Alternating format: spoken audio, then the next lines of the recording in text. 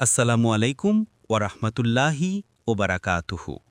প্রিয় দর্শক শ্রোতা বন্ধুরা, আজ আপনাদের সামনে একটি ভীষণ হৃদয় ছোঁয়া ইসলামিক গল্প নিয়ে হাজির হয়েছি।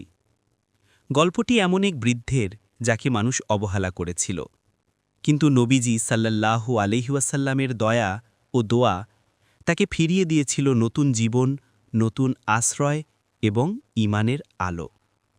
বন্ধুরা, শুরুতেই মনে করিয়ে দিই, গল্পটি যদি ভালো লাগে আমাদের SR ভয়েস বাংলা চ্যানেলটিকে সাবস্ক্রাইব করবেন। আপনাদের একটি সাবস্ক্রাইব আমাদের নতুন ইসলামিক গল্প বানাতে বিশাল অনুপ্রেরণা দেয়। মদিনায় তখন সন্ধ্যা নেমে গেছে। আকাশে কালো মেঘ, বাতাসে ঠান্ডা শীতলতা এবং হঠাৎ প্রবল বৃষ্টি শুরু হলো। এই বৃষ্টির মধ্যে মসজিদে নববীর অদূরে হাঁটতে থাকা এক বৃদ্ধের নাম বারবার। তার বয়স হয়েছে প্রায় ৭০।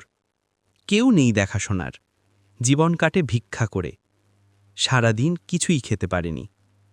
বৃষ্টির মধ্যে তার কাঁধে থাকা জীর্ণ চাদরটাও ভিজে গেছে। তার ঠোঁটে শুধু একটি বাক্য, ইয়া আল্লাহ, আজ রাতটা যেন নিরাপদে কাটে। হঠাৎ বজ্রপাত হল। বৃদ্ধ আতঙ্কে থমকে দাঁড়াল। মনে হল মৃত্যুই যেন তার দরজায় এসে দাঁড়িয়েছে। বৃষ্টিতে ভিজতে ভিজতে তিনি এগিয়ে গেলেন মসজিদে নববীর দিকে। সেখানে দেখলেন একদল মানুষ দাঁড়িয়ে আছে। মাঝে বসে আছেন বিশ্বনবী মুহাম্মদ সাল্লাল্লাহু আলাইহি ওয়াসাল্লাম। বৃদ্ধ বারবার লজ্জায় দূরে দাঁড়িয়ে রইল, কিন্তু নবীজি সাল্লাল্লাহু আলাইহি ওয়াসাল্লামের নজর তার উপরেই পড়ল। নবীজি সাল্লাল্লাহু আলাইহি ওয়াসাল্লাম নরম কণ্ঠে বললেন, হে বুড়ো মানুষ, তুমি এখানে ভিজে দাঁড়িয়ে আছো কেন? কাছে আসো। বৃদ্ধ থতমত খেয়ে সামনে এলো। নবীজি সাল্লাল্লাহু আলাইহি ওয়াসাল্লাম তার কাঁধে হাত রাখলেন। তিনি জিজ্ঞাসা করলেন, তোমার থাকার জায়গা কোথায়? বৃদ্ধ কাঁদো কাঁদো গলায় বলল, হে রাসূলুল্লাহ, আমার থাকার মতো ঘর নেই, আমি একা, খুব একা। এই কথায় নবীজির চোখ ভিজে উঠল। নবীজি আশেপাশের সাহাবীদের বললেন, যে বৃদ্ধের পাশে কেউ নেই, আজ থেকে সে আমার পরিবারের মানুষ। সব সাহাবী অবাক হয়ে তাকিয়ে থাকলেন।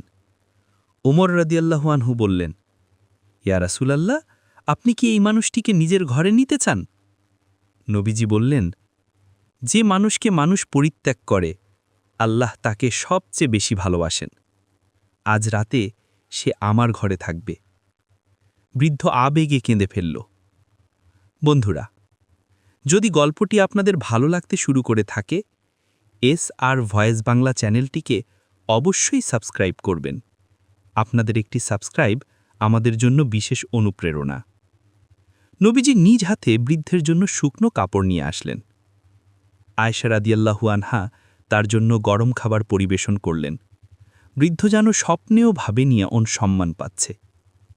খাবার খেয়ে সে কেঁদে কেঁদে বলল, হে রাসূলুল্লাহ, আমি তো একজন গরিব, ভুলভ্রান্তিতে ভরা মানুষ, আপনি আমাকে এত দয়া করলেন কেন? নবীজি বললেন, আল্লাহর নিকট সবচেয়ে প্রিয় সেই মানুষই যে তার বান্দার প্রতি দয়া করে। তুমি একা, তাই আজ তুমি আমার অতিথি। বৃদ্ধ সেদিন রাতে এত শান্ত ঘুমালো যতটা সে বিগত ২০ বছরেও ঘুমাতে পারেনি। কয়েকদিনের ভিতর বৃদ্ধ সুস্থ হয়ে গেল। নবীজি তার থাকার জন্য একটি ছোট ঘর ব্যবস্থা করলেন। সাহাবীরা নিয়মিত তার দেখাশোনা করতেন।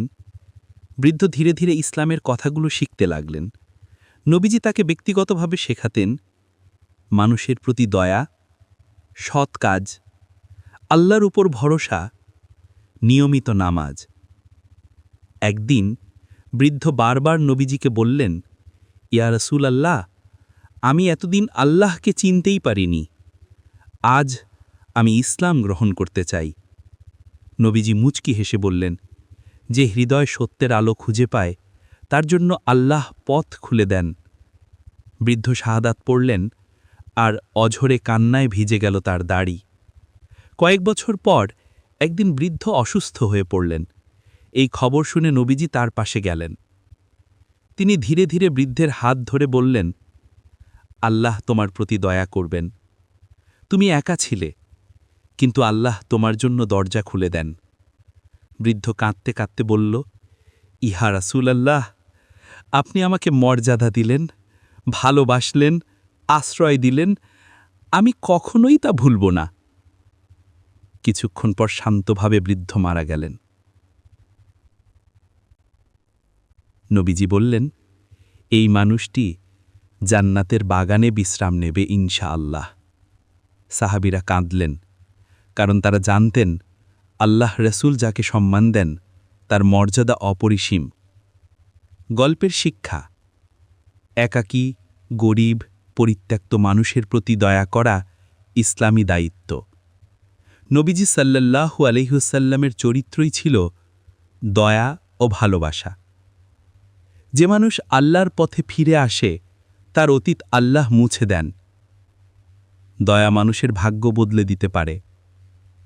কেউ অবহেলার যোগ্য নয়, বরং সবাই আল্লাহর সৃষ্টি। বন্ধুরা, যদি গল্পটি হৃদয়ে জায়গা করে নেয়, তাহলে দয়া করে লাইক, কমেন্ট ও শেয়ার করবেন। আর SR ভয়েস বাংলা চ্যানেলটি সাবস্ক্রাইব করে আমাদের পাশে থাকবেন। আল্লাহ আপনাদের সবাইকে উত্তম প্রতিদান দিন। আসসালামু আলাইকুম ওয়া রাহমাতুল্লাহি ওয়া বারাকাতুহু।